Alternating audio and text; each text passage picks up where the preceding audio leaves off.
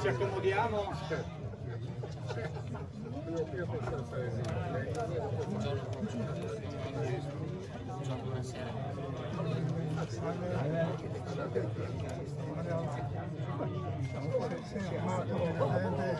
Ultimo modello di iPhone, non si nega nessuno.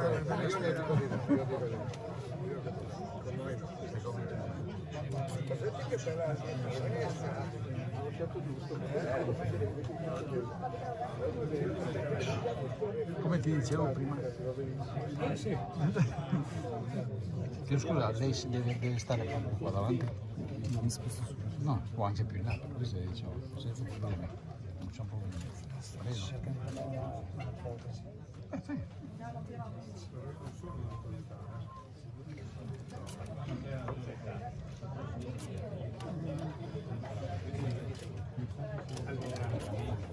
Ok, bene, grazie, benvenuti a tutti, benvenuti a Villa Rustiz e benvenuti a questo incontro che Filiera Futura e la Fondazione Cassa di Risparmio hanno voluto realizzare in questo splendido contesto. Ma perché?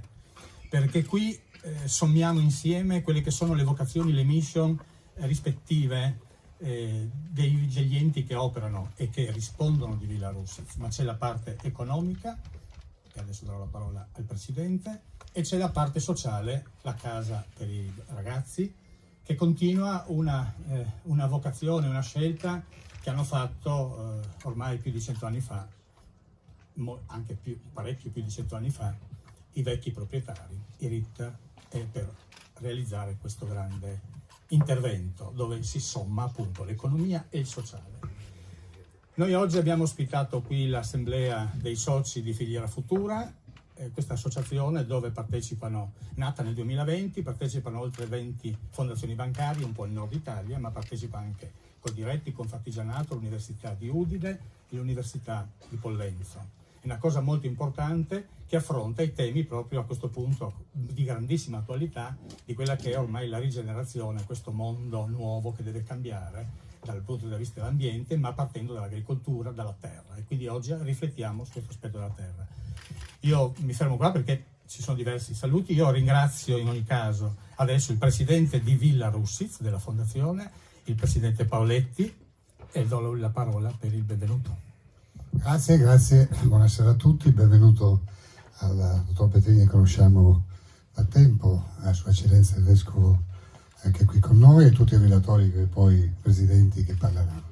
Perché siamo qui? Perché sono presidente di Villa Rustiz. Sono presidente di Villa Rustiz perché la Camera di Commercio nel 2019, prima della pandemia, è venuta a conoscenza della crisi che passava questa gloriosa fondazione, che spiegherò anche cos'è come fondazione, e ci siamo un po' interessati, cosa stava accadendo, cosa stava succedendo, era messa un po' male, una gestione di un certo tipo, insomma io non parlo mai del passato, e a quel punto, visto che è una fondazione pubblica partecipata dalla Camera, dalla Fondazione CRT Gorizia, dalla Regione, dal Comune di Capriva, con l'attuale sindaco Sergon che è qui con noi, e c'era anche una banca dentro, abbiamo cercato di capire cosa potevamo fare. A quel punto sono andato dal Presidente Federica della Regione, ho chiesto se mi dava mandato a esplorare un po' la fattibilità di un salvataggio, lui me l'ha data e abbiamo lavorato in piena pandemia per cercare di ridurre il debito iniziale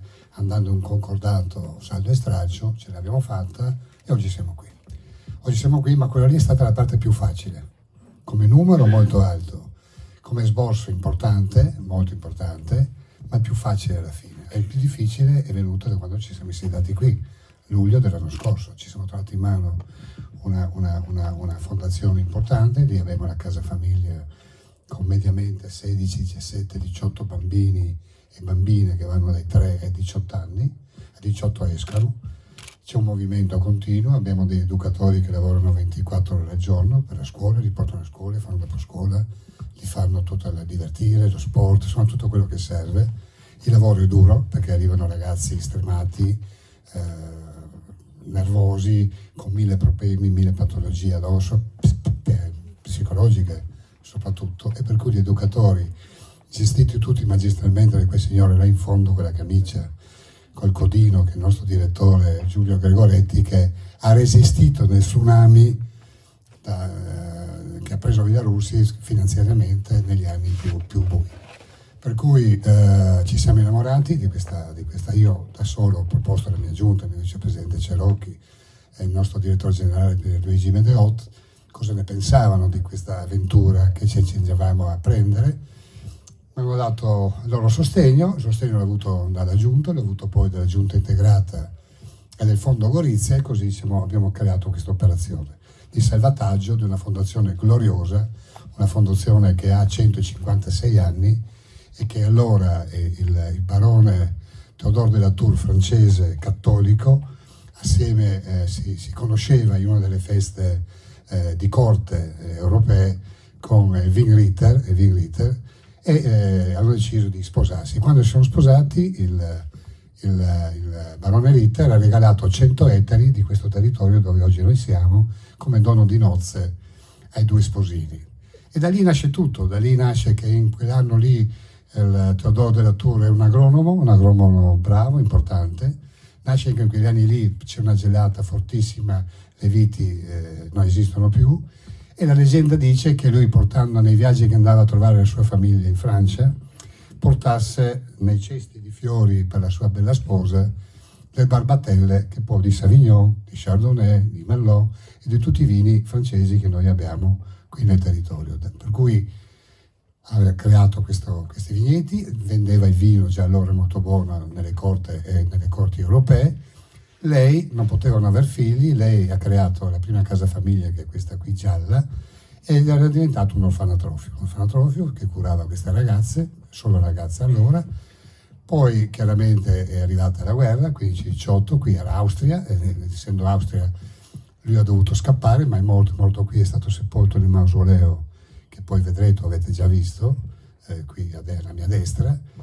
Lei una notte, si dice, con uno stratagemma è andato a prendere l'Alzheimer e se l'è portata in Austria, a Treffen, e di lì è rimasta a Treffen. Prima di andare via ha fatto un testamento, ha fatto una donazione e ha dato in mano la gestione ad Adele Ceruti. Adele Ceruti era, che allora viveva, italiana, che viveva a San Francisco, è venuta qui, ha gestito avanti la casa famiglia, le ragazze, eccetera. Poi è cambiate le leggi, oggi siamo una fondazione con la casa famiglia che in pratica sono i giudici, la regione che gestisce chi mandarci, come gestirla, e noi ci siamo trovati qui adesso da un anno a proseguire in questa tradizione e cercare di investire e cercare di far diventare Vilarussis Fondazione Pubblica il faro del Coglio e della nostra regione. Tutto qua, vi ringrazio per l'attenzione.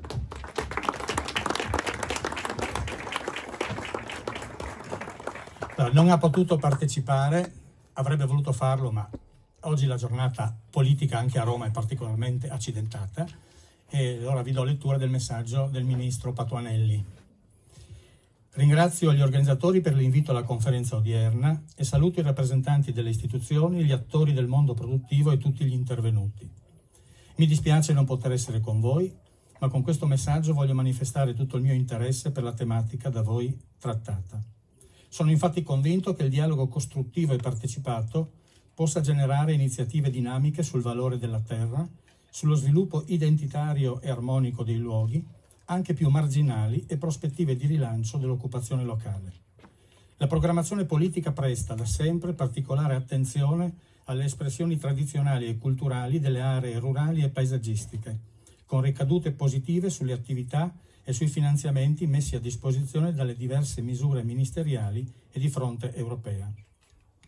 Il nostro piano strategico della PAC costituisce in questo contesto un deciso strumento di orientamento degli interventi regionali, improntando gli investimenti futuri sulla conservazione del patrimonio naturale, la riduzione dei pesticidi e la salvaguardia economica delle realtà di piccola scala, soprattutto in un momento così complesso per l'intero sistema produttivo nazionale. Nella realizzazione di questo binomio, voglio sottolinearlo, il processo di transizione tecnologica ed energetica costituisce un elemento trainante a fronte delle nuove sfide di sostenibilità e sicurezza alimentare e dei risultati di lungo corso che vogliamo conseguire. Per questo il livello di attenzione alla ricerca e alla formazione agricola deve continuare ad essere massimo, come indicato nelle progettualità del PNRR e nella politica agricola comune, per realizzare quel cambio di passo verso la riqualificazione del sistema primario in termini economici, ambientali, sociali e circolari. A tal riguardo, la nuova PAC promuove lo sviluppo territoriale e la dimensione innovativa del comparto per agevolare le condizioni di lavoro, contrastare lo spopolamento delle aree rurali e salvaguardare la varietà delle nostre eccellenze agroalimentari, fino alla corretta educazione del singolo consumatore. Con i diversi provvedimenti che il Ministero sta definendo, miriamo proprio a dare sostegno fattivo ai segmenti agricoli maggiormente colpiti dall'aumento dei prezzi delle materie prime, dal caro energia e dalle conseguenze dirette ed indirette del conflitto in Ucraina, con l'obiettivo di arginare i rischi di tenuta del tessuto imprenditoriale di qualità.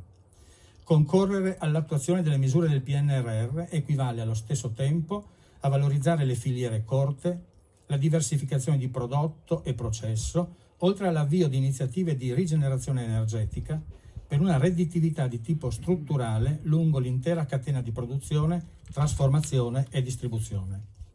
La nostra regione, fatta di piccoli produttori, può diventare protagonista di questo nuovo orientamento agricolo, chiamato a garantire e raccontare in prima persona la qualità, il valore e la distintività dei propri prodotti attraverso l'incontro diretto con il consumatore finale.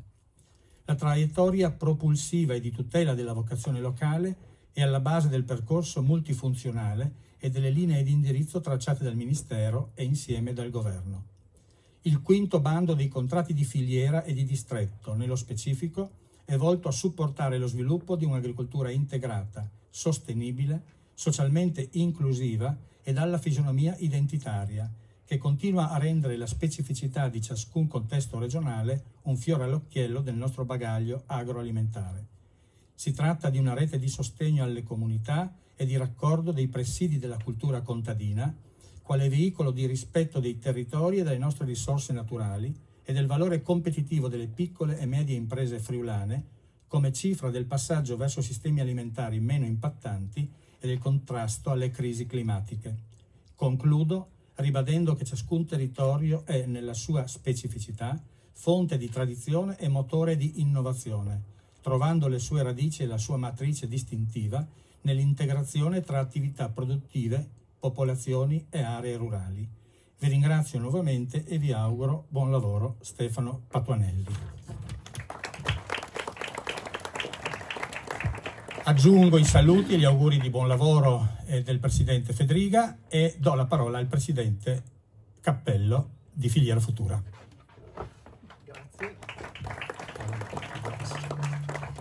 Grazie. Porto il saluto di Filiera Futura a tutti gli intervenuti, ai rappresentanti delle istituzioni civili e militari, ai relatori che questa sera dialogheranno tra loro e ci renderanno partecipi di un tema molto importante. Porto i saluti agli associati di Filiera Futura e qui presente l'Università di Scienze Gastronomiche rappresentata dal Presidente Carlo Petrini e dal Vicepresidente Silvio Barbero. È presente la Fondazione Cassa di Risparmio di Gorizia, rappresentata dal Presidente Bergamin, da Roberta De Martin e da Rossella Di Giusto, Segretario Generale. Saluto la Fondazione Cassa di Risparmio di Cuneo, rappresentata dal Presidente Ezio Raviola, dal Direttore Generale Roberto Giordana e da Andrea Alfieri, Segretario di Filiera Futura. Saluto l'Università di Udine, rappresentata dalla professoressa Giannina Vizzotto. Saluto la Fondazione Cassa di Risparmio di Fabriano e Cupramontana, rappresentata dal Presidente Denis Luigi Censi. Saluto la Fondazione Cassa di Risparmio di Padova e Rovigo, rappresentata dal Vicepresidente Giuseppe Toffoli, anche Vicepresidente di Filiera Futura, con Roberto Saro, Segretario Generale. Saluto la Fondazione Cassa di Risparmio di Jesi, rappresentata dall'amministratore Agostino Valentini. Saluto la Fondazione Cassa di Risparmio di Verona, rappresentata da Giorgio Morini, consigliere generale e componente del comitato scientifico. Saluto la Fondazione Friuli, rappresentata dal direttore generale Luciano Nonis. Soddisfare la domanda crescente e contestualmente preservare la salute della terra è un obiettivo epocale che l'agricoltura, i sistemi produttivi e i consumi hanno in qualche modo la necessità di avere come elemento imprescindibile nella loro azione. Soprattutto in un periodo nel quale c'è scarsità di risorse, la siccità, la carenza idrica, il cambiamento climatico che in generale vediamo impattare sul sistema produttivo. Molto è stato fatto, in particolare in ambito produttivo, ma le misure adottate hanno riguardato sostanzialmente un'implementazione della meccanizzazione, un'implementazione della chimica e degli incentivi alla crescita e all'utilizzo dei sistemi produttivi. Probabilmente in questo senso occorre ripensare ai sistemi produttivi introducendo dei nuovi parametri di sostenibilità e di innovazione. Produttività e consumi sono gli elementi sui quali riteniamo si debba lavorare. La produttività ha necessità di interventi strategici, di interventi volti a migliorare l'utilizzo delle risorse idriche, volti a utilizzare i sottoprodotti, gli scarti che altrimenti generano dei rifiuti, volti anche a un ripensamento dell'ambiente con anche degli impatti sui territori e sui borghi non utilizzati. I consumi sono eccessivi, consumiamo troppo. Consumare di meno è sicuramente un elemento che ci fa stare meglio, ma è anche un elemento che conduce a produrre meno rifiuti, a essere più attenti in quanto consumiamo e automaticamente nell'intera filiera. In questo senso il ruolo delle fondazioni di origine bancaria e anche della nostra associazione Filiera Futura è un ruolo molto importante, perché da sempre le fondazioni bancarie svolgono un ruolo di sostegno a coloro che si occupano di educazione, quindi lavorare in questo senso, avere dei progetti con delle ricadute educative su questi temi dei consumi e delle produzioni sono temi di grande opportunità per l'azione delle fondazioni. In questa giornata abbiamo già, il nostro comitato scientifico ha già fatto delle riflessioni, ha già introdotto dei nuovi argomenti sui quali l'associazione Filiera Futura intende operare. Il nostro è un approccio che abbina degli approfondimenti come quello che stiamo facendo in questo momento a delle azioni concrete, a delle progettualità concrete che vogliamo mettere in campo sostenendo le iniziative degli enti, sostenendo le iniziative dei territori, sostenendo le iniziative delle nostre comunità. Lascio la parola ai nostri relatori di questa sera, lascio la parola a Carlo Petrini che introdurrà l'argomento e ci farà riflettere su qualche... Inizia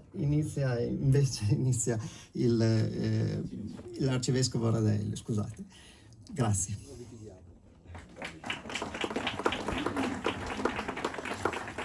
Bene, buonasera a tutti, grazie per l'invito, un caro saluto a Carlo Petrini, ma a tutti voi qui presenti, sento che state lavorando parecchio. Ecco.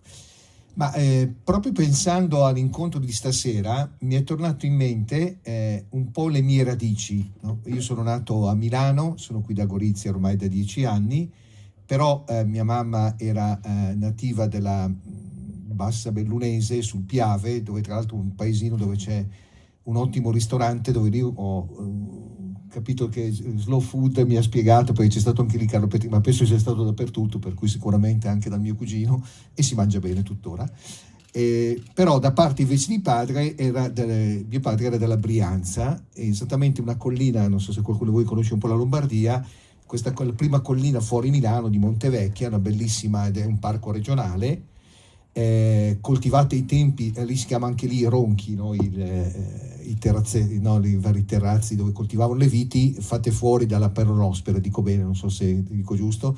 E tanto è vero che mio nonno coltivava il rosmarino, non più le viti. Adesso hanno ripreso, soprattutto i giovani, hanno ripreso delle cascine, delle aziende agriturismo, eccetera. Adesso il vino, che lì c'è un nome un po' strano, Pincianel, non è molto elegante, però è già diventato, mi pare così, con indicazione di origine, no? Ma spera di diventare DOC. Niente, mi è venuto in mente come lì un borgo è stato davvero rivalutato, perché appunto mio nonno poi aveva lasciato di smettere di fare il contadino, prendeva la bicicletta, andava giù alla stazione e andava all'azienda tranviaria di Milano, perché solo con l'agricoltura allora non ce la faceva.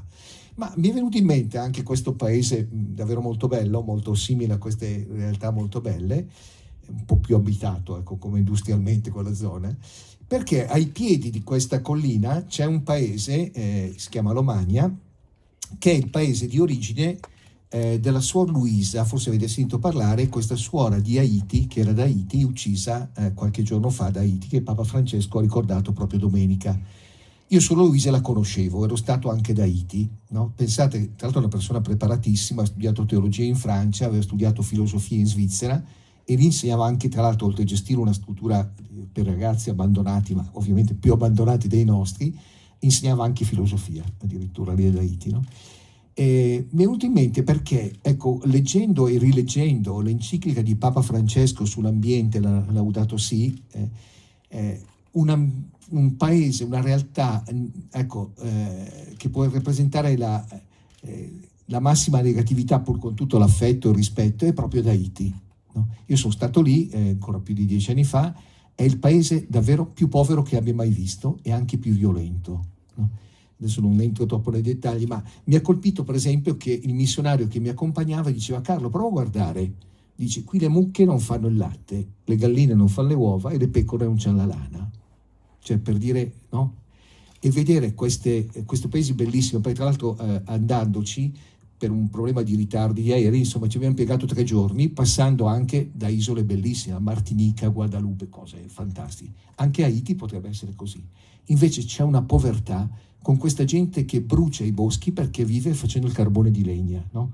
Tra l'altro ho passato con diciamo il viaggio aereo più pericoloso della mia vita, perché era un aeroplanino, no, che andava, vedi, passano gli uragani che distruggono tutto e questa gente è davvero poverissima.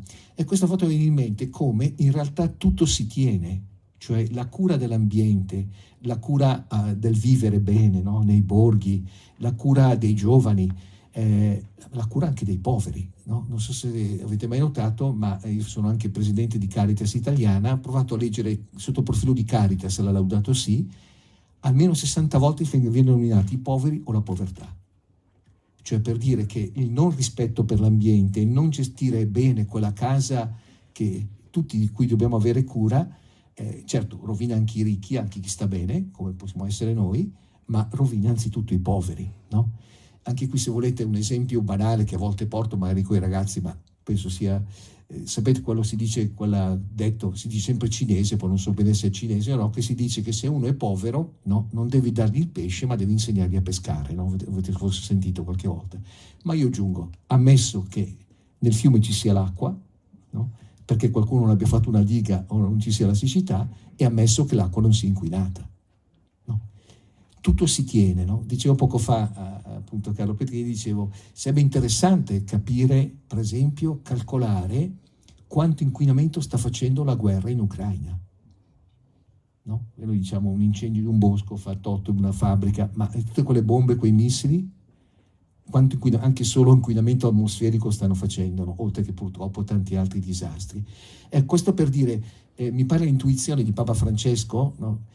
Però che conosciuto penso molto bene, è proprio questa, il dire siamo sulla stessa barca e ogni argomento si collega a sé, cioè non si può curare l'ambiente se non si curano i rapporti fraterni, se non c'è la pace, e non si possono curare i rapporti fraterni se non si trova uno stile di vita vivibile, sostenibile, non solo dal punto di vista, ma dal punto di vista anche umano, dal punto di vista fraterno, no?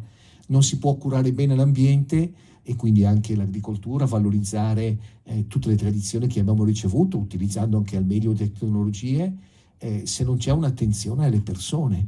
Ecco, questo davvero è tutta una cosa che si tiene insieme, no? E quindi penso sia importante quello che stiamo un po' ragionando stasera, ma sono temi che sicuramente già conoscete, proprio tenere conto questo insieme, no? Poi ciascuno di noi ovviamente lavora nel suo piccolo, cerca di fare quello che può nella sua realtà, però un'intuizione mi pare grande di Papa Francesco è il tenere insieme questa realtà, no? Per cui appunto c'è la Laudato Si, ma c'è anche la Fratelli Tutti insieme, no? Che parla di questa fraternità su cui lui continua a insistere e che ci può aprire davvero questa attenzione un po' complessiva alla realtà. Poi, come dicevo, ciascuno di noi deve fare quello che può, quello che riesce, certo con le responsabilità che ci sono, ovviamente non avendo solo l'attenzione alla nostra realtà italiana, alla realtà europea, ma avendo appunto anche un'attenzione mondiale, no? Perché appunto ci sono tante ingiustizie in giro per il mondo. Io ho avuto occasione di girare un po', vi racconto anche soltanto un altro piccolo episodio. Mi ricordo un viaggio in Brasile, in nord-est, in Maranhão, anche lì, no, stavo andando verso l'interno sempre con un missionario, questa pista diciamo di terra circondata da immense recinzioni di filo spinato, no? E improvvisamente questa recinzione prende dentro 1 metro di strada, cioè la strada si restringe perché la recinzione, e lui mi dice guarda, questa gente è piena di soldi, ha qui queste estensioni enormi, ma ruba anche 1 metro di strada, no? Pure, no? Quasi non ci passava neanche la Jeep e la Toyota del missionario, no?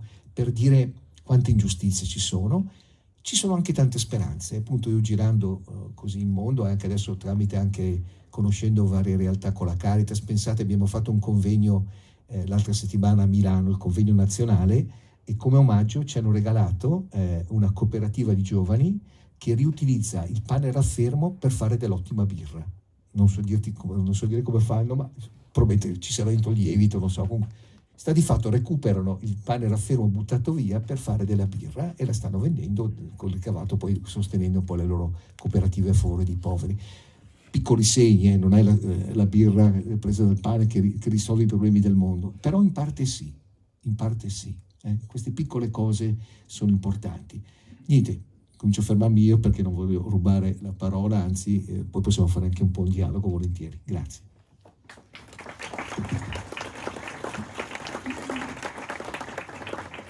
Beh, innanzitutto lasciate che esprima la mia gioia per essere in questa zona, in queste terre che amo tanto, di rivedere amici, conoscenti, di ritornare sui passi che per tanti anni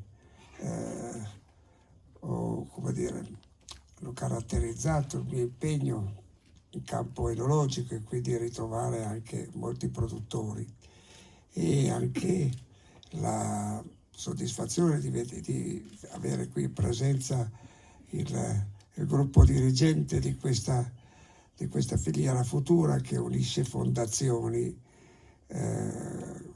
che si danno come scopo quello di essere, incisive rispetto alle realtà sociali che esprimono e anche al momento che stiamo attraversando.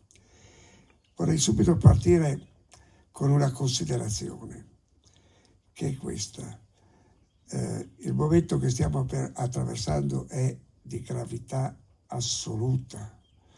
Guardate che questa situazione del cambio climatico sta arrivando a un punto che gli scienziati definiscono di irreversibilità. Cioè, è da tanti anni che si grida al lupo, al lupo, al lupo, ma poi dopo non si fa niente. Questa è la realtà. Nel 2015 Papa Francesco scrive questa enciclica per sollecitare la comunità internazionale che si trovava a Parigi e per sollecitare questa comunità internazionale a prendere provvedimenti urgenti. In questo incontro di Parigi qualcosa venne messo in piedi, immediatamente disatteso dal cambio di governance negli Stati Uniti, in Brasile e dalla sostanziale assenza della Repubblica Cinese. Dopodiché, annualmente, questa comunità internazionale si ritrova, ascolta le diagnosi sempre più disperate degli scienziati, accenna qualche provvedimento disomogeneo, perché chi fa qualcosa in più, chi fa qualcosa in meno, e alla fine non esce fuori niente. La madre terra ci ripaga perché lei non sta aspettando. I disastri che noi vediamo in questi giorni si implementeranno ulteriormente. La situazione diventerà sempre più problematica.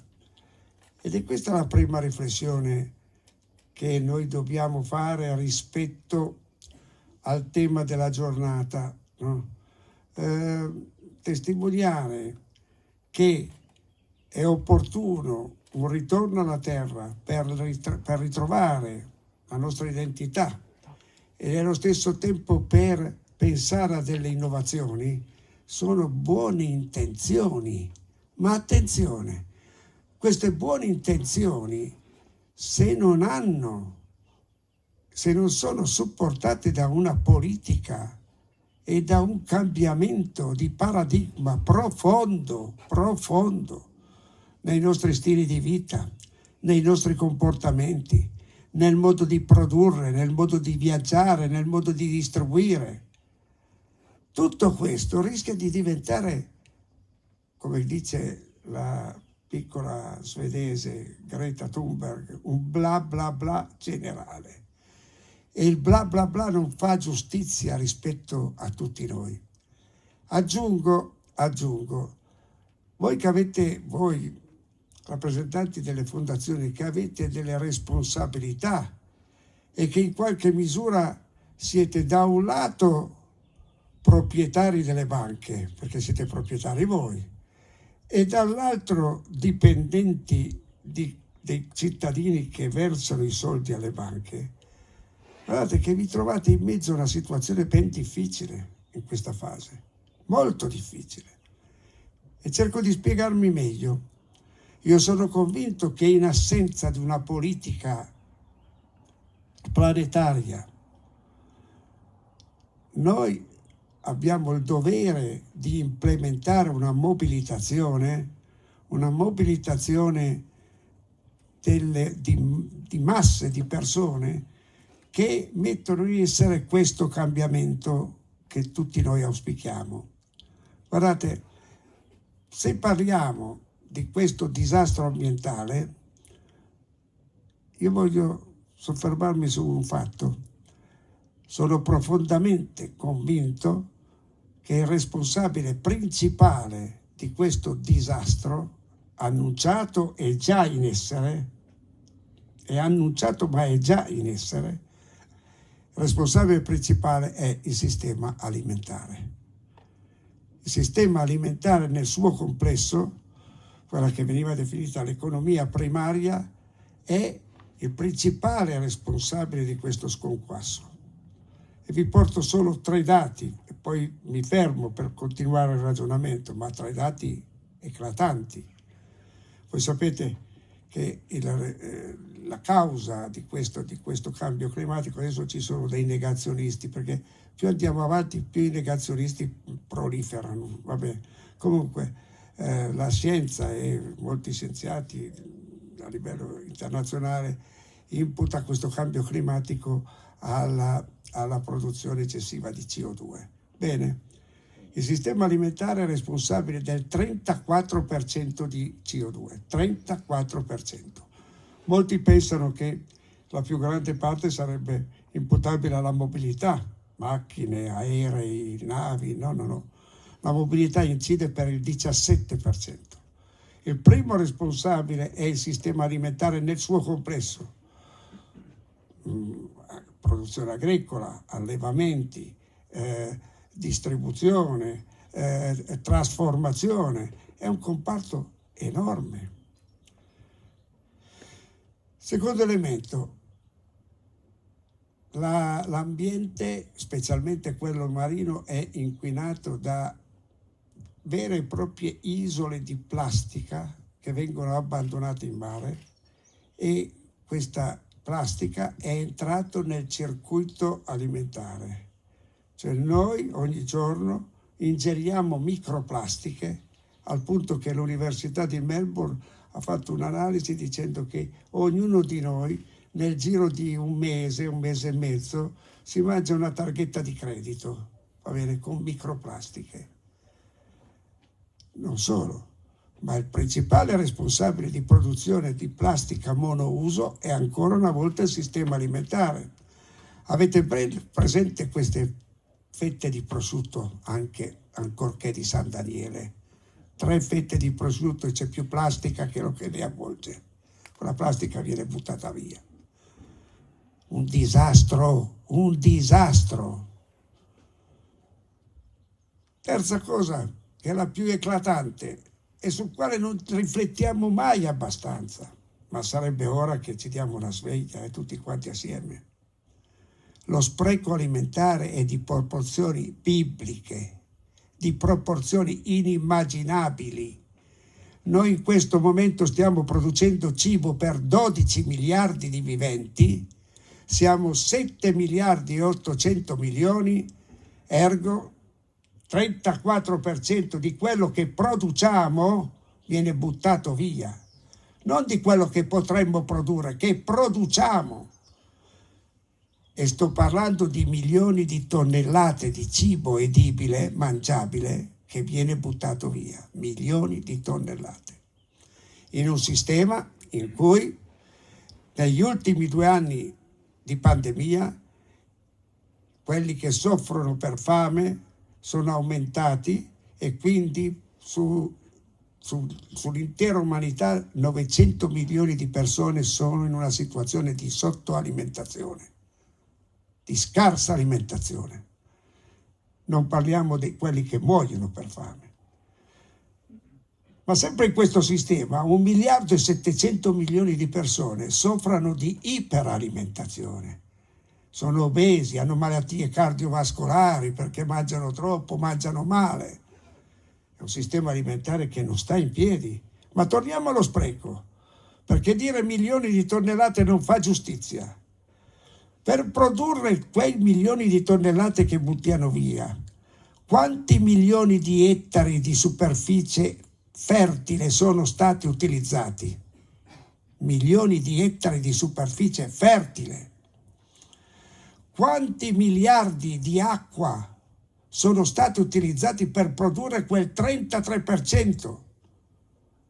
Stiamo parlando di quantità immense. Secondo voi questi non sono elementi di sconquasso? Non sono elementi di grande responsabilità che tutti insieme, non possiamo solo puntare il dito verso la politica, verso i governanti. Qui siamo davanti a una situazione in cui tutti noi siamo chiamati a un cambiamento profondo dei nostri stili di vita, dei nostri comportamenti. E da questo punto di vista io penso che cogliere appieno il momento storico che stiamo attraversando può essere un elemento utile per tutti noi.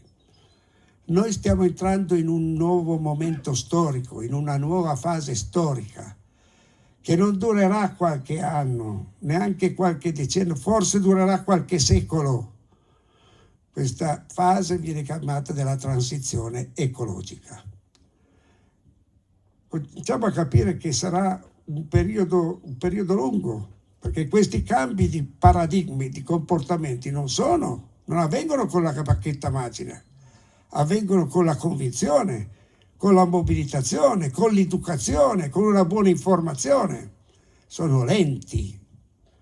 E il dramma che noi oggi abbiamo è: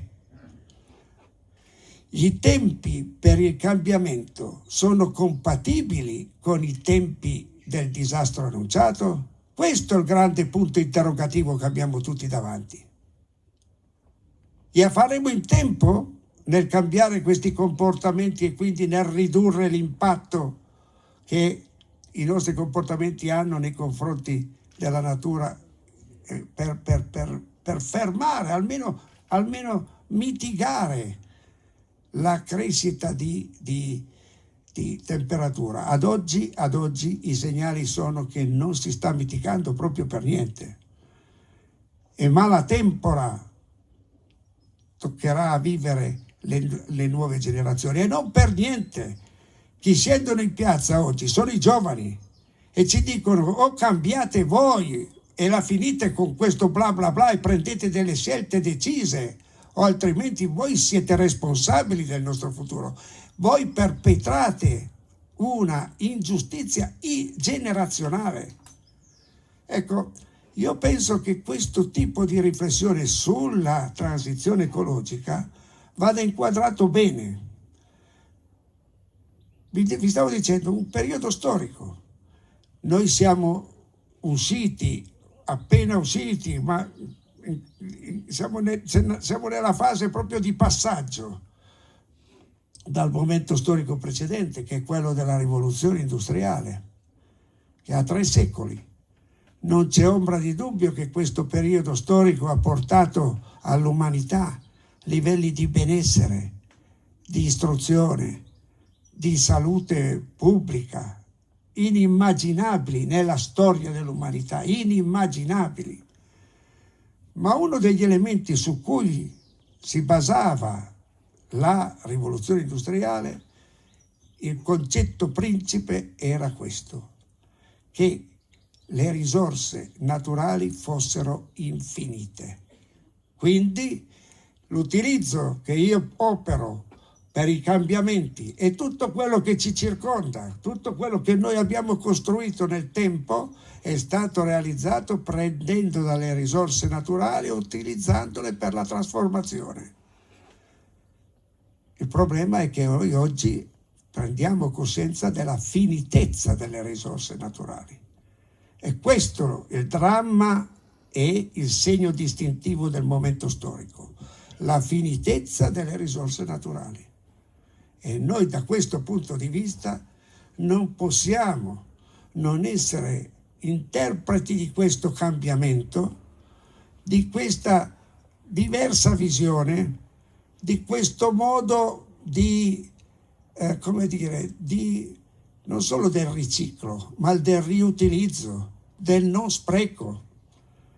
E vedete, da questo punto di vista è opportuno che anche dal punto di vista etimologico si faccia chiarezza. Guardate, non si è mai sentito parlare così tanto di sostenibilità. Te la mettono dappertutto. Da una parola in su uno dice che deve essere sostenibile. Ma quando poi gli chiedi: ma cosa vuol dire per te sostenibile? Noi italiani siamo convinti che questo deriva dal verbo sostenere, va bene? E quindi è sostenibile una iniziativa che nell'ipotesi migliore non faccia danno all'ambiente. Io ho anche sentito altri dire: guardate, è sostenibile anche finanziariamente se tu ti comporti bene dal punto di vista ambientale. No, questo non è il senso della sostenibilità, non è. Sustainable deriva da sustain. Sustain è il pedale del pianoforte che allunga la nota. Quando io batto la nota Do, il suono è netto, ma se mentre batto la nota schiaccio il pedale del pianoforte, la nota diventa Do, si allunga. Allora hanno ragione i nostri cugini francesi, che traducono sostenibile in durable, qualcosa che dura di più. Quindi i nostri comportamenti, il nostro modo di produrre non può più essere fatto con la logica che il risultato dura poco. Il risultato deve durare di più, e se possibile la materia prima che io ho utilizzato per questa cosa, nel momento in cui diventa scarto, la devo in qualche modo recuperare. Ma questo è un cambio di paradigma enorme. Perché? Perché noi, la nostra generazione, è stata educata esattamente al contrario. Quando io ero giovane nella mia piccola città c'erano 7 ciabattini, 7. Oggi ce n'è uno, lo guardiamo, lo conserviamo come un panda. Uno! Ma perché? Ma perché cosa fai a risuonare? È meglio comprare altre scarpe. E cosa vai a spendere questo? Compra di più, il PIL va su e tutto va bene, i consumi aumentano. Allora, uscire da questa logica, entrare in una logica diversa, è una questione, è un processo educativo, è un processo, come dire, di coinvolgimento personale. E attenzione, questo atteggiamento non può essere vissuto come momento di mortificazione. Noi abbiamo un ministro della transizione ecologica, per l'appunto, va bene, il quale dice: preparatevi, arriveranno tempi duri, tempi di sangue e lacrime. Ma cosa dici? Ma cosa dici? A parte che io non vedo nessuno cambiare il mondo con il magone, con la sofferenza. Questo processo è un processo di liberazione, è un processo di liberazione da questa logica di consumismo compulsivo che ci ha caratterizzati, dove confondiamo la felicità con quanto possiamo consumare. È un modo diverso, è un processo di liberazione, va vissuto con gioia, con determinazione, non va vissuto con, come dire, adesso ho goduto fino adesso. Ma cosa hai goduto fino adesso? Cosa hai goduto? E allora vi dico una cosa, questo processo dovrà partire proprio a partire dal mondo agricolo economico, guardando anche alla saggezza dei nostri vecchi. Non buttavano via niente, avevano una logica che era già moderna, se volete, per certi aspetti. Lo stesso consumo dell'acqua. Nelle mie langhe, quando pioveva tanto, si diceva che i contadini portavano l'acqua a spasso. Perché?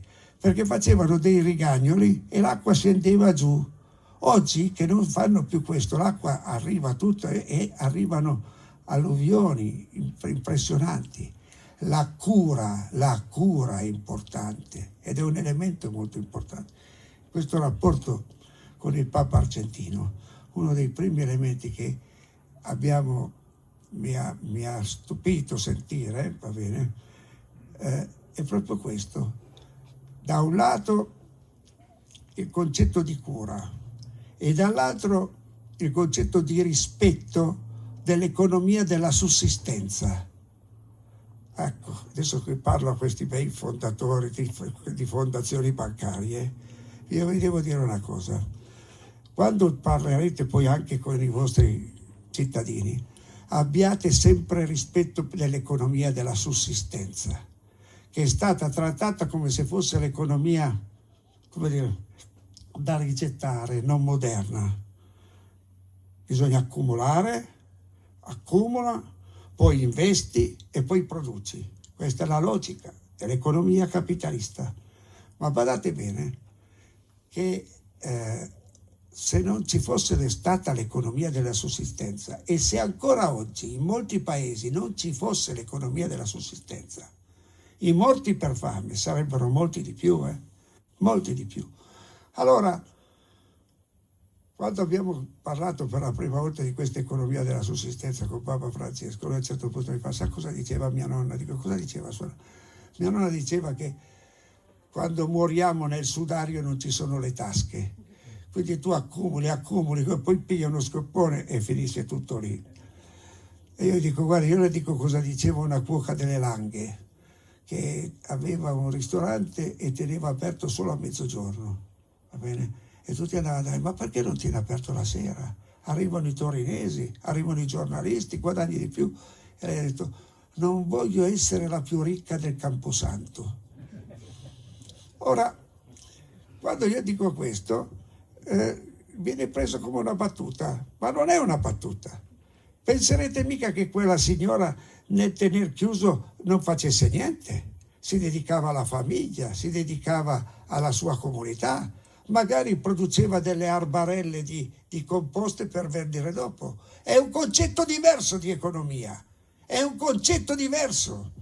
Questa brama di poter sempre accumulare, produrre, accumulare, a un certo punto avrà un suo termine, è fisiologico, è fisiologico. Ecco allora che questi nuovi comportamenti saranno, io spero che tutti noi avremo la capacità di trasformarli in comportamenti virtuosi, avendo la fortuna di pescare anche dalla saggezza dei nostri vecchi, che abbiamo buttato via troppo velocemente, ma avendo anche l'intelligenza di pensare che questi nuovi comportamenti possono essere forieri di nuovo lavoro, di un lavoro diverso, di un atteggiamento diverso, di un cambio di paradigma anche della nostra società. E nella misura in cui diventeranno soggetti attivi,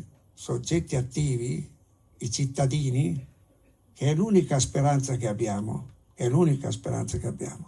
una delle questioni che si porrà anche sarà anche di dove mettere i suoi soldi. Allora, cari presidenti di fondazione, comunicate ai vostri presidenti di banca che sta crescendo nel mondo la consapevolezza che quei pochi risparmi che ho, io non voglio investirli in una banca che non ha a cuore questo tipo di ragionamento. Non voglio investirli in una banca che investe sulle armi, tanto per dirne una. E io penso che anche tutte le potenti realtà ecclesiastiche potrebbero convergere su banche che non investono sulle armi. E questo tipo di atteggiamento deve trovare come contropartita le fondazioni che invece anticipano questo tipo di ragionamento. E allora quando parliamo di realizzare un ritorno alla terra, le fondazioni debbono essere a fianco di questi giovani che devono tornare alla terra. E voglio dire anche una cosa, non pensate che il ritorno alla terra sia tutto come queste vigne qui, perché qui c'è il gotha del ritorno alla terra. No, non diventano tutti produttori di Barolo, Barbaresco e no.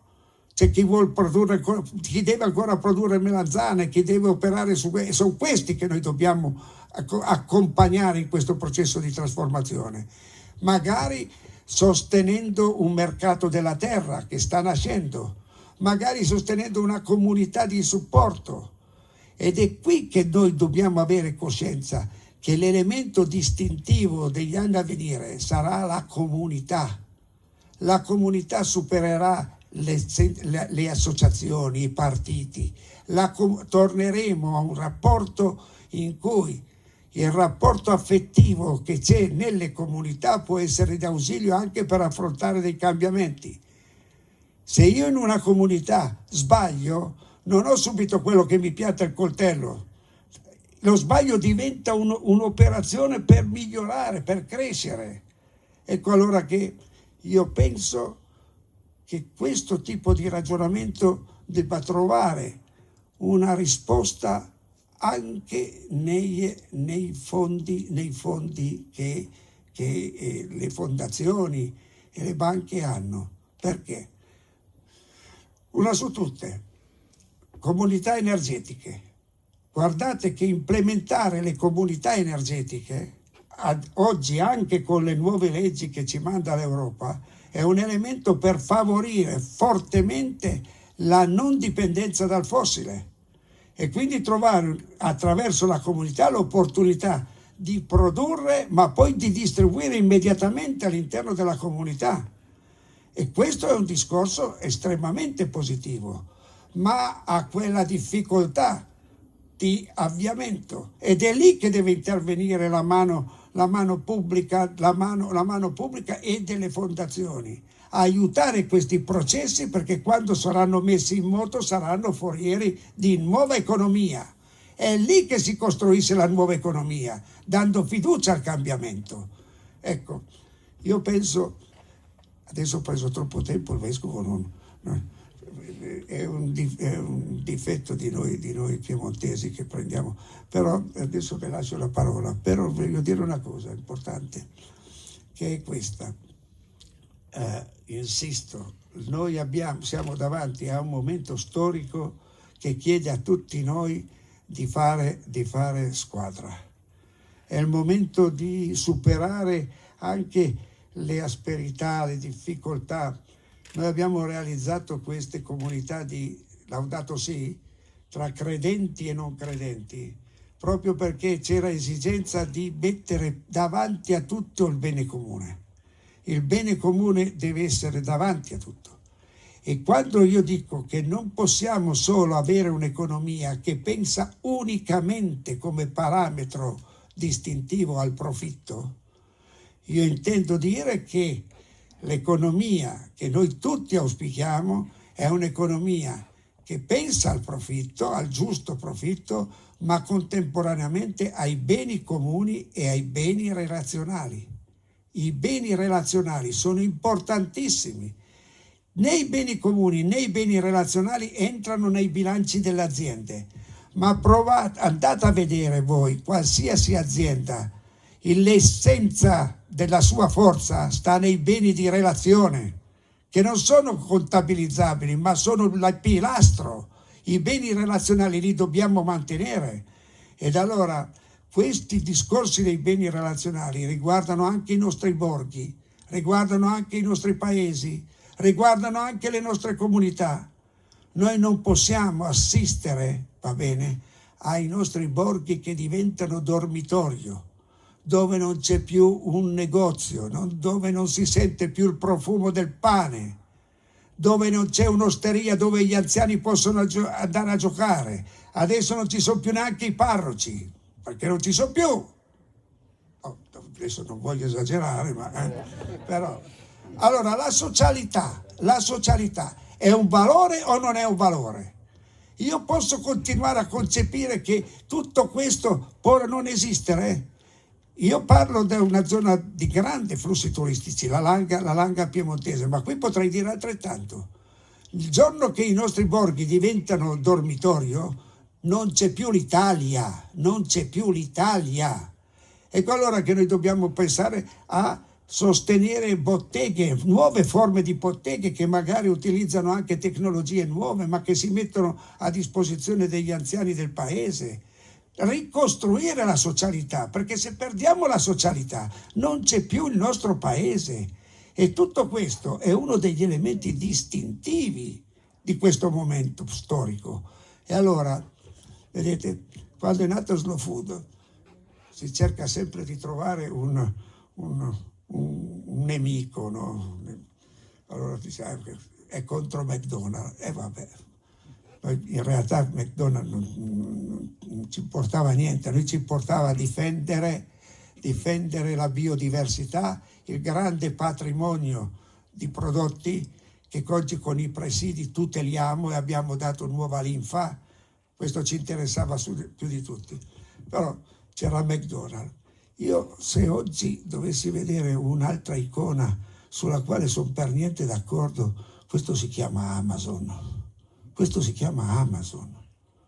Allora, abbiamo realizzato i grandi supermercati e sono morte le botteghe. Adesso arriva Amazon e moriranno anche i supermercati. Ma ricordatevi una cosa, che questo processo è un processo che porta il bene, i risultati sempre in minori mani. C'è uno solo che guadagna, non paga neanche le tasse in Italia, e non mi venga a dire che lui è sostenibile, la pubblicità, lui è sostenibile che perché ha messo 4 pannelli solari. Ha messo 4 pannelli solari, fa girare camion da tutti per dove, per te, ed è sostenibile. E allora attenzione a una cosa, e concludo, fate bene attenzione, attraverseremo un periodo di potente e inimmaginabile greenwashing, lo chiamano così gli americani. Praticamente è un modo per cantarsela da soli e far credere i gonzi che tu sei sulla linea giusta. Ecco, allora vedo la pubblicità di Amazon e vedo noi siamo sostenibili perché mettiamo i pannelli solari. No, non è possibile. C'è un altro che produce polli a manetta, e anche lui ha messo 4 pannelli solari, anche lui è diventato più... Ecco, cosa è successo? Fa molto figo, ecco, mi viene di dire, oggi passare per un ambientalista, uno che si dedica, e quindi la parola sostenibile, una parola sì, una parola no, a denunciare che ha una dimensione. No, andate cauti. Innanzitutto è già una cosa positiva che siamo nella fase di essere ritenuti, come dire, un valore. Questo io non voglio, ma nello stesso tempo dobbiamo essere coscienti che questo passaggio sarà un passaggio lento e dovrà essere un passaggio che ci coinvolga e che ci coinvolga anche nel ricostruire queste comunità. E lo dico in questa terra straordinaria, che assomiglia anche molto al mio Piemonte, dove l'elemento che ha la fortuna che ha conosciuto in questi anni con il grande esploit del vino deve rimanere un elemento distintivo, ma assolutamente non può divenire un qualcosa di staccato dall'agricoltura. Lo dico ai giovani imprenditori vinicoli, se ce n'è qualcuno qui, andate nelle vigne, capite che il vino buono nasce lì.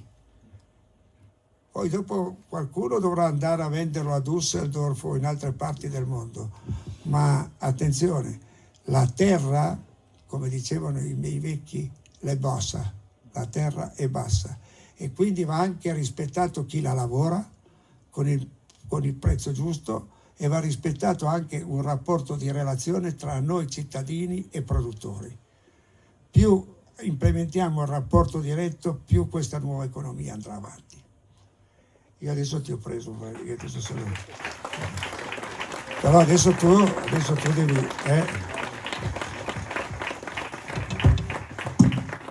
Grazie per queste riflessioni. Una cosa bella, anche interessante, fare il vescovo in una realtà non troppo grande, è che puoi avere un contatto diretto soprattutto con i ragazzi, no? Qualche anno fa ormai mi è venuto in mente di chiedere ai ragazzini o ragazzoni, perché a volte sono anche più adolescenti che bambini, che fanno la cresima, di scrivere al vescovo, no?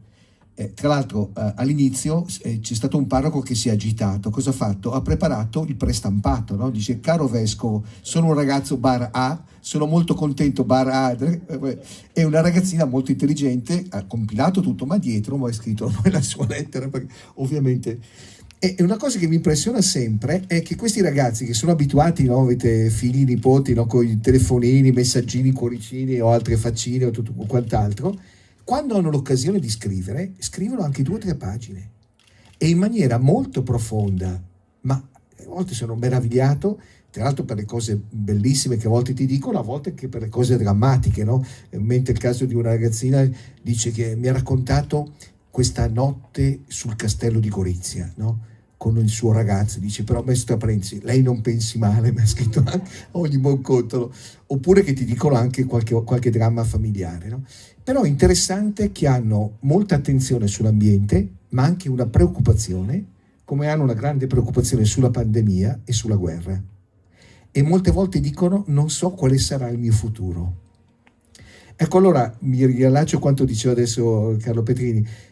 Proprio le fondazioni, avendo appunto una disponibilità di soldi anche a nome di tutte le comunità, no? Perché dicevo prima che anche la mia nonna, no? La cassa di risparmio dava i soldini, che quindi questi soldi non vengono da chissà dove, ma dai risparmi delle nostre persone, delle nostre gente, no? Ecco, dicevo, anche indirizzare i possibili mestieri dei ragazzi, no? Perché una delle cose che viene detta è dire dei ragazzi che adesso studiano a scuola per mestieri che non ci saranno, oppure ci saranno dei mestieri ma in genere uno pensa a tutte queste cose super tecnologiche e quant'altro, no? Che van bene, ci vuole, no? Ma allora cosa succede? Che noi prepariamo i ragazzi, i giovani, questi vanno all'estero di solito, no? E gli altri si trovano in difficoltà. A me è capitato di dire qui da noi, per esempio, ma che prospettive hanno, per esempio, se un giovane volesse mettere in piedi una piccola azienda agricola? La risposta che mi hanno dato, ma come dicono, mi hanno detto sì, se ha il papà, lo zio, la me, sì, se no niente. Cioè uno che volesse cominciare da zero, così mi hanno detto, la vendo a voi, ma voi siete più esperti di qua, se uno vuole partire da zero non ce la fa. E sarebbe interessante anche offrire anche all'immaginario bello di questi ragazzi che hanno questa disponibilità, questa grande attenzione sull'ambiente, che certo va benissimo fare l'ingegnere, fare il pilota, fare tutto quello che volete, no? Ma c'è anche una grossa opportunità proprio in un'economia di questo tipo, no? Sarebbe interessante anche offrendogli dei percorsi, no? Certo non spetta solo le fondazioni, evidentemente ci deve essere tutta un'interazione col mondo della scuola, col mondo educativo, anche delle nostre parrocchie, delle nostre realtà evidentemente, con tutto il mondo anche del terzo settore, che in Italia è davvero molto, molto importante, molto significativo, proprio per offrire anche nei sogni dei ragazzi qualcosa di bello, no? Mi piacerebbe appunto che ancora qualcuno me l'ha scritto, perché soprattutto chi però è figlio già di agricoltori o di chi no, gli piacciono i cavalli piuttosto che no, ma mi piacerebbe che anche qualcuno che è figlio di operai piuttosto che non so di chi dicesse mi piacerebbe far così da grande, mi piacerebbe far questo tipo di lavoro, ma sapesse che c'è e che è possibile. Ecco, forse questa potrebbe essere una strada. E guardate che i nostri ragazzi, come dico, una volta ogni tanto lo dico quando sono presenti anche i genitori, dico ragazzi, dico non imbrogliate, no? Quando volete fare gli stupidi ci riuscite, no? E anche a nascondere che siete intelligenti, soprattutto con i genitori, no? Non so se qualche genitore qui presente, no? È così, no? Sono bravissimi quando si impegnano alla grande, ma guardate che proprio a me davvero impressiona ogni volta quello che scrivono. Hanno una grande profondità, hanno una grande sensibilità, hanno anche una grande forza, perché a volte hanno situazioni anche pesanti in famiglia, no? Per situazioni difficili, anche di malattia o di altre realtà, hanno una grande forza, questi ragazzi. Allora è uno spreco non offrire loro dei sogni, non offrire loro dei sogni fattibili però, no? Durevoli, che possono partire, perché è una forza. I ragazzi di oggi, io ogni tanto dico, se fossero ancora tanti, perché c'è anche la crisi demografica purtroppo in Italia, come erano quelli ai miei tempi, farebbero adesso la rivoluzione, come facevano i tempi, no? O no? No? Non penso. È che adesso sono pochi, quindi la rivoluzione non riescono a farla, no? Perché non sono molti ragazzi. Però offrirgli, ecco, delle opportunità. Questo potrebbe essere una pista molto buona e, come dicevo, appunto gestendo dei soldi, io vedo, anche qui scusate un piccolo esempio, nel piccolo, anche come Caritas Italiana per esempio abbiamo dei progetti sui giovani, no? Grazie a delle risorse legate all'8 per 1000, non le si dà a pioggia, si dà a chi punta su queste progettazioni, appunto queste, che può essere la cooperativa della birra per dire, o altre cose di questo genere, ma tra l'altro sono molto geniali i ragazzi, sono estremamente creativi. Faccio un altro esempio, non so se qualcuno di voi della Sardegna mi raccontava la Caritas di Cagliari che si è messa in piedi una cooperativa coltivando del grano locale, no? E hanno fatto una prova grazie a un rapporto con l'ospedale e hanno trovato anche delle cavie di gente che aveva problemi di intolleranze alimentari. Hanno provato, no?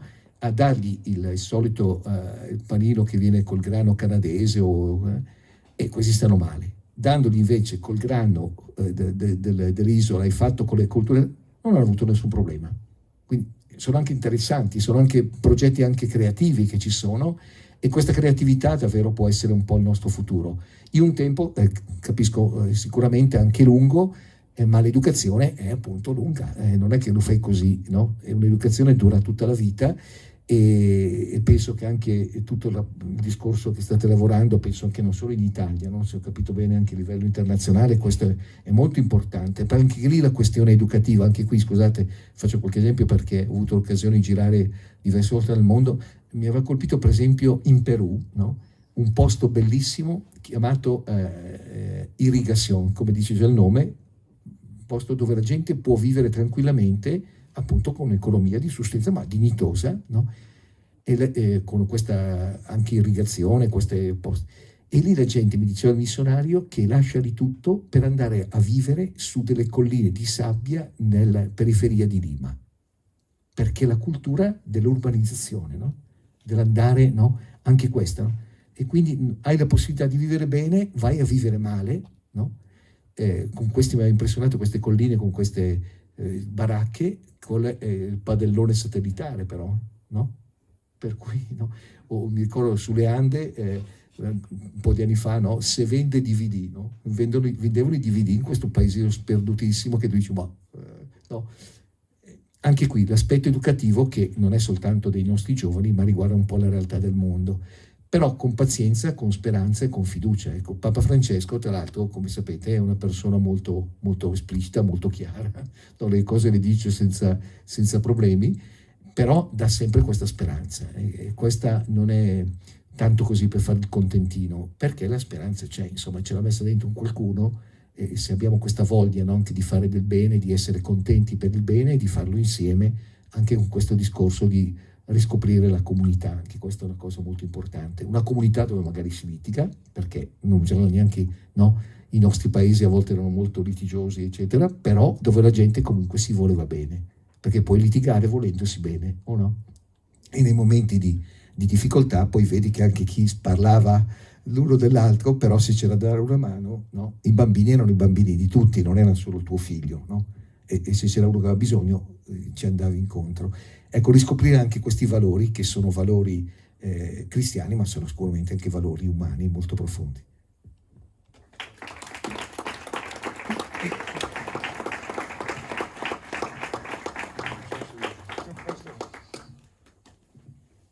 C'è qualche domanda? Una. Forse ci vuole il microfono. Lei ha parlato di sostenibilità, no? Scusa, tu hai parlato di sostenibilità. Lì che c'è il microfono, se c'è il microfono, signora. Così, c'è il weekend. La mia domanda è questa, no? Come facciamo noi, tra virgolette, occidentali? Non si vede adesso dovrebbe attivare. Sì, si sta facendo partire. Sta facendo partire adesso.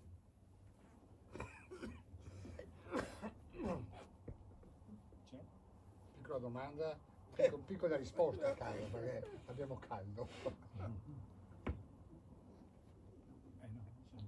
La Siamo tecnologia là, è c'è un problema, no? complicato. Posso usare questo? Qualche volta in brodo. Qui si sente? Immancabile. Pronto, questo funziona. Per ora. Grazie. La domanda è molto semplice, come facciamo noi, popolo occidentale, a convincere quei 3 miliardi e mezzo, 4 miliardi di persone sottosviluppate a essere sostenibili?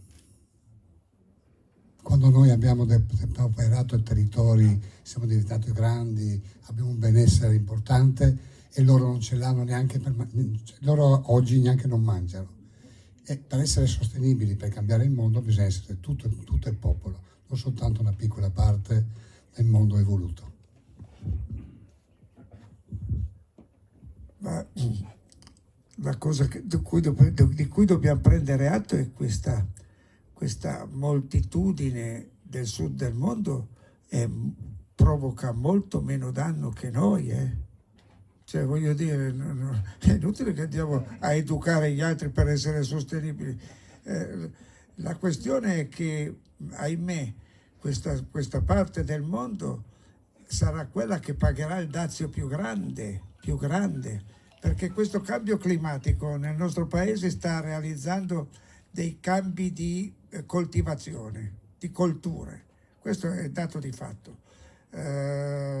Sta piantando le viti in Inghilterra, mai successo, eppure si piantano le viti in Inghilterra. Si piantano frutte tropicali in Sicilia, quindi si lascia una parte, se prende un'altra. Ma nell'Africa subsahariana non c'è soluzione alcuna. Noi abbiamo diverse comunità di terra madre, della Tanzania e del Kenya, sono comunità pastorizie che praticano la pastorizia da secoli. Ebbene, questi non c'è più un filo di erba, tutti gli armenti, tutti morti. E anche se noi mettessimo i soldi per ricostruire gli armenti, non è che il prossimo anno viene l'erba, non verrà mai più niente. Allora, le Nazioni Unite parlano di 200 milioni di migranti entro il 2050. C'è quando noi siamo qui che discutiamo, no, sul fatto delle barche, noi non ci rendiamo conto di che cosa succederà, perché tu non puoi obbligare della gente a vivere in posti dove non c'è niente, arriveranno comunque. Allora, davanti a questo, una comunità internazionale comincia a pensare. È opportuno lanciare un grandissimo piano Marshall per l'Africa. L'Africa tra pochi anni avrà un implemento demografico di proporzioni immense. La Nigeria diventerà subito dopo la Cina, passerà davanti all'India, la Nigeria. Allora, quando abbiamo queste situazioni qui, bisogna cominciare a pensare che o tu fai degli investimenti, io poi sto parlando di un immenso piano Marshall, cioè perché diversamente il disastro sarà proprio in questo esodo che arriverà. Mi permetto anche di dire che buona parte della nostra agricoltura sta anche in piedi per il lavoro di non italiani, che in molte parti d'Italia sono trattati come degli schiavi. Allora anche qui io non sono d'accordo di spendere per alimenti, no, che so io, pomodori pelati che sono stati realizzati con questo tipo di schiavitù. Qui bisogna anche che noi cittadini incominciamo, quando compriamo, a discernere. Non è possibile. Allora la questione è capire quanti chilometri fa le cose che abbiamo nel nostro piatto. E allora a questo punto si ritorna a rivalutare l'economia locale, ritorni ad avere un rapporto diretto con il giovane contadino che inizia l'avventura. Ma tu non puoi chiedere a un giovane di tornare alla terra per fare la vita gramma dei suoi vecchi. Se uno vuole tornare alla terra deve avere, come dire, delle gratificazioni di vita minime, quelle che hanno gli altri. Poter mandare i figli all'università, poter fare le ferie, ma vi sembra una cosa assurda? Allora, da questo punto di vista, se noi questi giovani li mettiamo sotto schiaffo delle grandi distribuzioni, il discorso di Amazon che investe sull'alimentare, ogni prodotto di Amazon dell'alimentare sono 20% in meno ai contadini, 20% in meno ai contadini, ma di che cavolo parliamo? Allora da questo punto di vista è opportuno che nei territori nascano dei mercati dei contadini e che ci sia il rapporto diretto e se possibile si formino anche delle comunità di supporto. Io cittadino ti do una cifra a te contadino qui del territorio, quando ci avrai le cose me le porti a casa. Guadagno certamente di più che aver investito in altre forme e tu nello stesso tempo non sei costretto a subire dei travasi di liquidità. Ecco, noi dobbiamo lavorare su questo, dobbiamo implementare questa nuova economia della relazione e questo è importante. I giovani torneranno alla terra, se dalla terra avranno la gratificazione che gli spetta e che si meritano.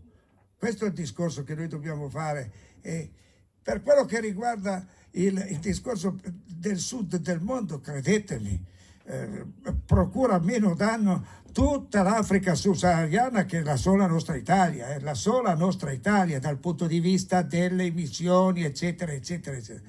E c'è da dire una cosa, che alcuni comportamenti che sembrano ridicoli, quasi sono impressionanti. Ne porto uno su tutti. Se noi italiani riducessimo, ognuno di noi qui presenti, del 50% il consumo di carne, 50% il consumo di carne, ma vi rendete conto di quanti miliardi di litri di acqua in meno noi risparmiamo? Vi rendete conto di quanta meno CO2 produciamo con questi allevamenti intensivi? Questo è un dato di fatto. Allora, tanto per rispondere a Cingolani, va bene, che dice adesso se ognuno di voi pensa che ridurre del 50% il consumo di carne sia una mortificazione, io vi dico una cosa molto semplice. Quando io avevo 25 anni, sto parlando di 50 anni fa, in Italia si consumava 40 kg di carne pro capite a testa tutti. Oggi siamo a 95, ma credetemi, come dice l'Istituto Nazionale di Nutrizione, il periodo in cui gli italiani si sono alimentati meglio è nella seconda metà degli anni 50. Avete presente quando Mario Soldati faceva il viaggio sul Po alla ricerca dei cibi genuini? Quella era l'Italia che aveva ancora una dimensione contadina e iniziava la prima industrializzazione. Ebbene, gli italiani consumavano 40 kg di carne pro capite e non c'era difetto di alimentazione. Allora, questo è un discorso che ha un senso portarlo avanti anche per la salute, perché questo consumo esagerato di carne provoca anche dei problemi a livello salutistico. Però io posso andare a dire a uno dell'Africa subsahariana che consuma 5 kg di carne all'anno che lui deve ridurre per l'impatto ambientale? Ma stiamo scherzando? Allora bisogna che ci sia una politica di contrazione per chi ha avuto troppo e di convergenza per chi ha avuto meno. Ecco, però questo è un discorso che dovrebbe fare la politica, che dovrebbe discutere, dovrebbe capire qualcosa di queste cose, invece che noi andiamo, la politica non ha, come dire, una visione di lungo raggio, ha la visione rispetto alle elezioni prossime, quindi ormai sono puntati su quello, quindi posso dire di tutto e certamente tu hai appena sottoscritto degli impegni per cambiare i tuoi comportamenti, arriva questa guerra e allora ecco abbiamo bisogno, non c'è più il gas, allora torniamo al carbone, addirittura la novità straordinaria, il nucleare, ma si rendono conto sti signori che una centrale nucleare ha bisogno di milioni di litri di acqua per il raffreddamento, che lo scorso anno in Francia sono state chiuse 2 centrali perché non c'era l'acqua? Ma di cavolo stiamo parlando? Allora, come vedete, tenere la barra dritta, mantenere gli impegni vuol anche dire magari fare qualche sacrificio, ma certamente avere la schiena dritta, perché se a ogni momento cambiamo posizione non ne usciremo mai da questa situazione.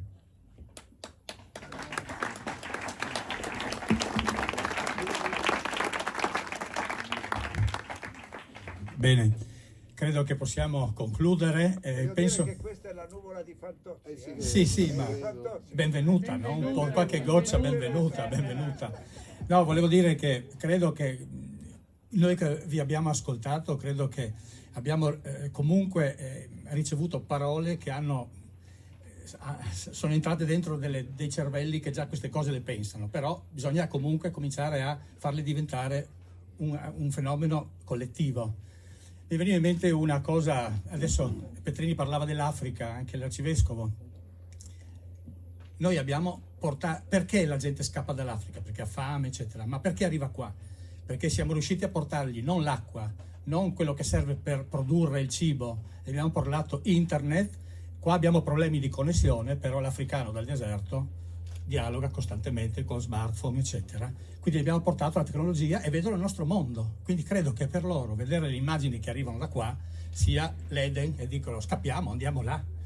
Prima cosa. Seconda cosa, il consumismo. Questo è il vero tarlo, il cancro che ci ha rovinato dal punto di vista esistenziale proprio, perché e io ricordo anche in questo caso una pubblicità anni fa, mi ricordo, quando si è in cucina, si prepara qualcosa, si va in soggiorno, e sentivo che in televisione, grazie, dico, ma cos'è sta roba?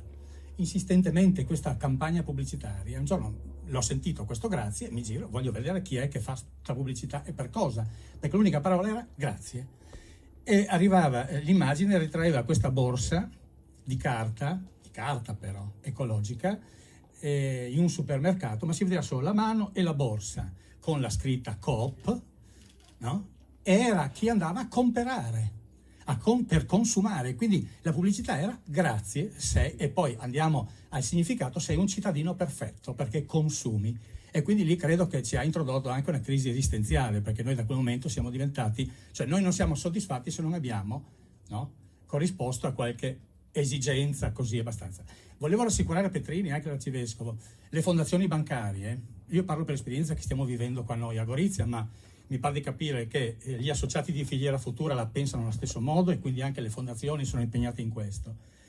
Noi stiamo sviluppando ormai la scelta strategica di investimenti, dei fondi, dei capitali, proprio nelle realtà che si adeguano a questo cambiamento di mentalità, di cultura, della rigenerazione, della riqualificazione, ma del green proprio. Ecco, quindi stiamo tentando di condizionare in questo senso, che i soldi li investiamo in queste pratiche virtuose e di efficienza. Per quanto riguarda invece il discorso dei giovani, ecco, approfitto che c'è la presenza del Presidente della Camera di Commercio qua di Venezia Giulia, col quale abbiamo avviato, ad esempio, una sperimentazione di un rapporto stretto col mondo della scuola, già interloquendo con gli insegnanti dell'ultimo ciclo delle superiori, chiedendo loro la collaborazione per metterci in dialogo con i ragazzi, in modo da il mondo economico, noi per l'aspetto che possiamo accompagnarli, fargli intravedere percorsi di dialogo con il mondo produttivo, col mondo dell'economia, in modo che possano scegliere una strada seria, compatibile, non l'illusione anche di una laurea. Oggi inventano lauree che poi non danno nessun tipo di collocazione ai ragazzi. Quindi ci stiamo muovendo anche in questo senso e credo che la collaborazione virtuosa in questo modo contamina entrambe. Loro devono guardare all'economia, noi dobbiamo guardare al sociale, potenziare la formazione e l'educazione. Noi diciamo sempre l'educazione, non l'istruzione. Cerchiamo di investire sull'educazione. Quindi qualcosa facciamo, ecco, volevo rassicurarvi. Va bene? Grazie a tutti. Grazie, buonasera.